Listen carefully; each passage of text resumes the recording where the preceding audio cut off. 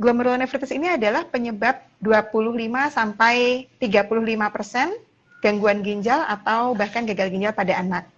Lalu yang terakhir, yang nomor 3 adalah penyakit yang diturunkan secara genetik. Ini sebetulnya sangat jarang, tetapi ada yang mengalami. Misalnya adalah nefropati, imunoglobulin A, atau ada sindrom Alport, penyakit-penyakit yang jarang, yang tidak terlalu banyak terdengar oleh publik, tetapi sebetulnya ada, termasuk juga di antara anak-anak Indonesia pun ada yang mengalami seperti ini. Jadi kesimpulannya adalah 3 penyebab utama gangguan ginjal pada anak. Nomor 1 adalah kelainan bawaan pada struktur atau anatomi saluran kencing. Nomor 2 adalah peradangan pada ginjal atau glomerulonefritis. Nomor 3 adalah penyakit genetik. Penyakit genetik yang dibawa sejak lahir ya, berarti? Ya, benar. Oke. Kalau deteksi awal yang bisa diketahui nih dok, gejalanya tuh apa aja sih? Deteksi awal yang paling mudah nomor 1 adalah dari karakteristik urin.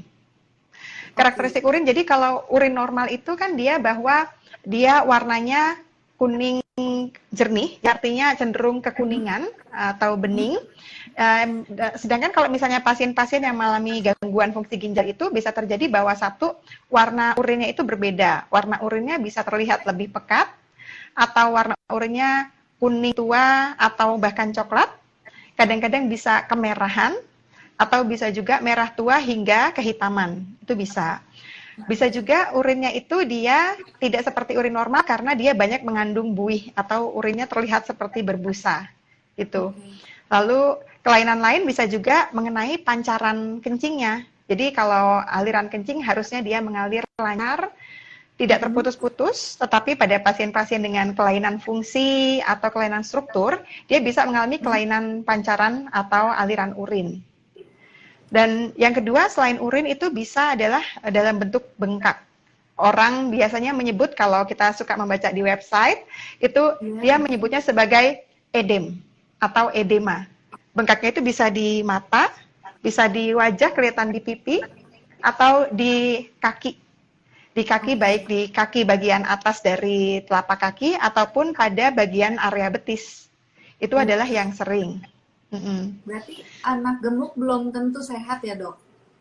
Benar, anak gemuk itu belum tentu sehat. Jadi bahkan kalau anak itu mengalami kegemukan atau obesitas, mereka ini punya risiko untuk mengalami hipertensi atau tekanan darah tinggi. Jadi justru anak-anak yang obesitas atau mengalami kelebihan berat badan, waspadalah, harus pantau tekanan darah tingginya, karena jika dia tekanan darah tinggi atau hipertensi, maka merupakan risiko untuk gangguan ginjal atau risiko untuk mengalami penyakit ginjal kronik. Oke, seperti itu ya dok.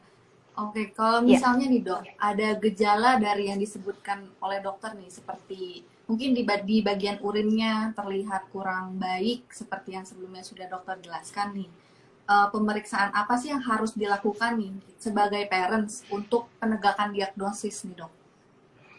Paling mudah sebetulnya adalah pemeriksaan urin lengkap atau urinalisis. Pemeriksaan ini dia biasa dikerjakan oleh semua laboratorium, bahkan laboratorium yang paling sederhana sekalipun. Pemeriksaan urin lengkap ini harganya bervariasi, bisa yang paling murah itu bisa Rp35.000, paling mahal kisarannya sekitar Rp85.000. Jadi pemeriksaan urin lengkap yang sederhana ini, yaitu dengan menggunakan urin sewaktu, itu bisa dilakukan secara mandiri sebetulnya oleh keluarga di rumah dengan pergi ke laboratorium dan melakukan pemeriksaan urin lengkap dengan harga yang terjangkau. Dari situ akan terlihat apakah di urinnya itu misalnya ada sel darah merah, atau ada sel darah putih yang menandai infeksi, atau juga bahkan mengandung protein atau albumin dalam urinnya, yang normalnya urin seharusnya tidak mengandung protein atau albumin. Oke, cukup mudah ya dapat datang ke laboratorium terdekat lalu dites urin lengkap ya. Ya, benar. Mudah sekali. Oke, dok. Kalau untuk penanganannya sendiri nih, dok, apa aja ya, dok? Kalau penanganannya, jadi langkah pertama tentu saja kalau Bapak Ibu, kalau parents semua curiga bahwa anaknya ada kelainan, misalnya dari urinnya, kenapa ya urinnya ini, kenapa dia banyak berbusa atau banyak berbuih? Atau, kenapa ya urin anak saya ini dia warnanya tidak seperti biasanya, warnanya tidak bening jernih atau kekuningan, tetapi warnanya lebih pekat atau coklat atau bahkan kemerahan, maka langsung perlu datang ke dokter spesialis anak. Ke dokter spesialis anak ini, mereka akan melakukan pendeteksian atau screening lebih awal apakah ada masalah yang ringan atau masalah yang sangat serius. Kalau masalah ini sangat serius, maka dokter spesialis anak kemudian akan merujuknya ke dokter spesialis ginjal anak, yaitu kita menyebutnya sebagai pediatric nephrologist atau ahli nefrologi anak. Oke.